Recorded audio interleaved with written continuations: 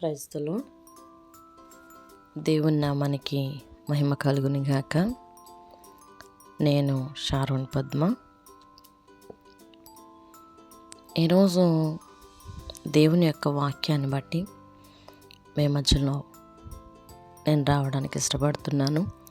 2వ దినవృత్తాంతముల గ్రంథము 20వ అధ్యాయము 3వ వచనము. అందుకు యెహోషువపాతు భయపడి యెహోవా యొద్ద విచారించుటకు మనస్సు నిలుపుకొని యూదా యందంతటా ఉపవాస దినము ఆచరింపవలనని చాటింపగా. ఈ మాట యెహోషువపాతుని గురించి బైబిల్ గ్రంథంలో రాయబడింది. యెహోషువపాతు తన యొక్క దేశం మీదకి వచ్చిన శత్రు సైన్య విషయంలో తన హృదయం ఎంతగానో భయపడుతున్నప్పుడు తను దేవుని మీద తన మనస్సు ఉంచుకోవడానికి ఇష్టపడ్డాడు అని, ఆ మనస్సుని దృఢపరచుకోవడానికి ఉపవాసం ఉండాలి అని తను నిర్ణయించుకుని తనతో పాటుగా యూదా వారందరినీ కూడా ఉపవాస దినమును ఆచరించమని అక్కడ రాయబడింది. నిజమే కదా. ఈ దినాల్లో ఉపవాసాలు అందరూ చేస్తూ ఉన్నారు. ఒక్కొక్కరు ఒక్కొక్క రకమైన పేరు పెట్టుకుని 40 దినాల యొక్క ఉపవాస దినాలను ఆచరిస్తున్నారు. చాలా సంతోషం. ఉపవాసము దేవునితో వాసము చేయడం, దేవుని యొక్క సన్నిధిని అనుభవించడం, దేవుని యొక్క ప్రసన్నతలో ఆనందించడం. కానీ ఎలాంటి ఉపవాసం చేస్తున్నాం? మనసు నిలుపుకోగలిగిన ఉపవాసం చేస్తున్నామా? ఆచారపూర్వకమైన ఉపవాసాలే తప్ప ఆచరణ కలిగిన ఉపవాసము నామకార్థంగానే మిగిలిపోతున్నాయి. ఎక్కడా కనిపించడం లేదు కూడా. ఆహారంలో మార్పులు, పడుకునే విషయంలో మార్పులు, ప్రయాణాల్లో మార్పులు, సంతోషంగా చేసుకోవాల్సిన పెళ్ళిళ్ళు, పుట్టినరోజుల్లో మార్పులు, ఇవన్నీ కూడా ఈ 40 దినాలు ఆపుకుని దేవునితో మేము ఉపవాసము అని చెప్పుకుంటున్న వాళ్ళు చాలామంది ఉన్నారు. నేనంటాను, ఉపవాసం అంటే కేవలము వీటిని చేయడం కాదు. మన హృదయంలో నీ కన్ను చెడినదైతే నీ దేహం అంతా చెడిపోవును అని వాక్యం సెలవిస్తూ ఉంది. నిన్ను అభ్యంతరపరిచేవి ఏవైనా ఉంటే అవి తీసివేయమని కూడా వాక్యం చెప్తూ ఉంది. ఎప్పుడైతే వాటిని మనం తీసివేస్తామో, మన హృదయంలో నుంచి వాటిని బయట పారవేస్తామో, ఆ దినాన నువ్వు ఉపవాసం ఉన్నా లేకున్నా దేవుడు నీ ప్రార్థన నిశ్చయముగా జవాబిచ్చాడని అర్థమవుతుంది. యెహోషువపాతు యొక్క పరిస్థితి కూడా అదే. శత్రువులు దండెత్తి వస్తూ ఉన్నప్పుడు ఆ పరిస్థితిని తను అనుభవిస్తూ మనస్సు నిలుపుకున్నాడు. కుటుంబంలో ఎన్ని సమస్యలున్నా ఇన్ని సమస్యలున్నాయి అనుకుంటున్నాను తప్ప దాని విషయమైన ఉపవాసం లేదు, దాని విషయమైన విచారణ లేదు, ప్రభు దగ్గర వాసం చేయాలన్న ఆలోచన అస్సలు లేదు. ఉదయం లెగుస్తున్నాం, మన పనులు ముగించుకుంటున్నాం, నేను ఉపవాసం ఉన్నాను అని తిండి తినడం మానేస్తున్నాం. దేవునితో వాసం చేస్తున్నామంటే అది ఎక్కడా కనిపించట్లేదు. ఇలా ఉండే ఉపవాసం దేవునికి ఇష్టమా? ఇది దేవుడు మెచ్చే ఉపవాసమా? దేవుడు మెచ్చే ఉపవాసం ఎలా ఉంటుందో తెలుసా?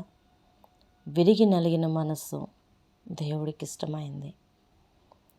ప్రభు పాదాల దగ్గర మన హృదయాన్ని విప్పాలి. మన మనస్సుని ఆయన చూస్తున్నాడని గ్రహించి ఆయన ఎదుట ఆ పాదమస్తకం నీకు అంకితం ప్రభువా, ఎదుగో నా జీవితం, ఎదుగో నా బ్రతుకు, ఎదుగో నా కుటుంబం, ఎదుగో నా దేశం, జ్ఞాపకం చేసుకోనన్నా అని ప్రభువుని మనస్సారా పిలవగలిగితే ఆలకించే దేవుడు, ఆయన అంగీకరించే దేవుడు. నామకార్థంగా ఉండి మొక్కుబడిగా చేసుకుని పోయే విధానాల్లో సంతోషించే దేవుడు కాదు. నీకు కష్టం కలిగిందా? మనుషుల దగ్గరికి వెళ్ళొద్దు. నీకు బాధ కలిగిందా? వినే వాళ్ళ దగ్గరికి వెళ్ళొద్దు. గుండెలు బరువెక్కాయా, ఎవరున్నారని వెతకొద్దు. నేనంటాను, ఏ మనుషుడైనా ఎన్నిసార్లు వింటాడు మన కష్టాన్ని? ఏ స్నేహితురాలైనా ఎంతసేపు పంచుకుంటుంది మన బాధని? ఎంతటి మిత్రుడైనా ఎన్నిసార్లు ఓదారుస్తాడు? వారికి కూడా విసుగొచ్చే రోజు ఉంటుంది, వాళ్ళు కూడా నవ్వే రోజు ఉంటుంది. మన జీవితాన్ని ఎదుటి వాళ్ళ ముందు పెట్టుకుని మనం ఎందుకు నవ్వుల పాలవ్వాలి? మనం ఎందుకు వాళ్ళ ముందు చులకన కాబడాలి?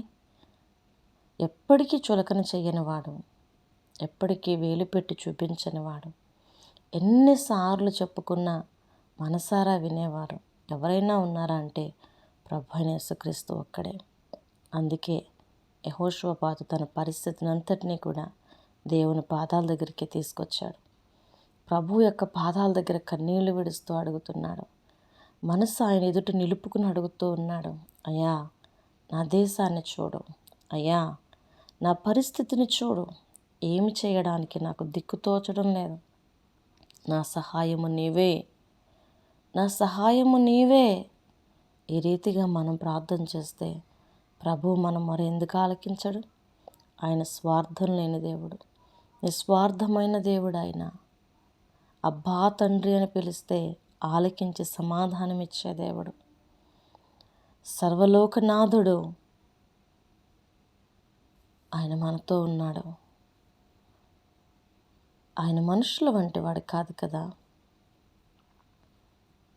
ఇంత గొప్ప దేవుణ్ణి మన ముందు పెట్టుకుని కూడా మనం మనసు నిలుపుకోలేని వారిగా ఉండి కడుపుని కాల్చుకున్న ఏ ఉపయోగమూ లేదు. ఇలాంటి నామకార్థమైన ఉపవాసాలు ఎన్ని చేసినా ఉపయోగం లేదు. ఉపవాసము కన్నను మనస్సును మార్చుకుని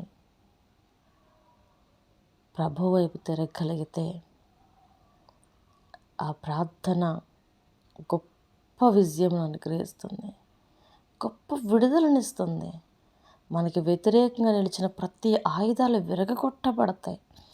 మన మీదికి లేచిన ప్రతి ఉపద్రవాలు అణిచివేయబడతాయి. ప్రతి ఇనుప సంఖ్యలు కూడా పగిలిపోతాయి. వీటన్నింటి నుంచి విజయమునిచ్చేవాడు ఎవడైనా ఉన్నాడంటే విజయశీలుడైన యేసు ఒక్కడే.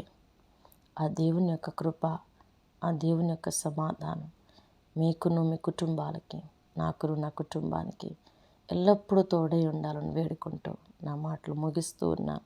దేవుడి మాటను దీవించునుగాక. ఆమెన్.